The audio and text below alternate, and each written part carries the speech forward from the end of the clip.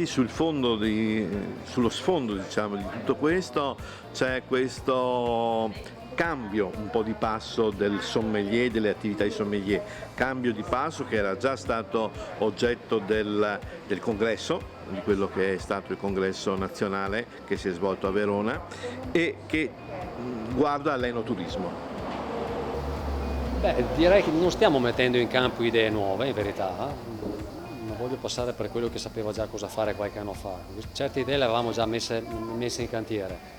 È pur vero che l'accelerazione di questi tempi ci ha costretto a farci in quattro per dare una forma concreta a quello che già avevamo pensato.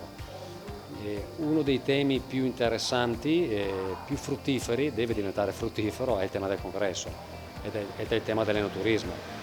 È uno spazio di grande interesse per una regione come la nostra, insomma, sappiamo tutti insomma, che quanto vale il mondo del turismo e dell'enoturismo per Regione Veneto.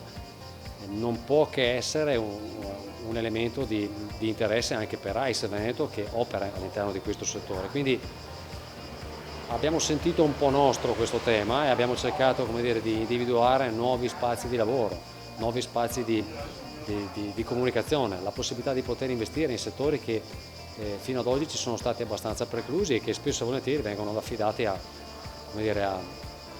figure che non hanno magari le nostre competenze. Se è vero, e lo è, dobbiamo ricordarlo, che il racconto del vino ci appartiene, beh, credo che nel mondo del turismo del vino ci sia ancora molto da raccontare, ecco perché è giusto metterci al lavoro.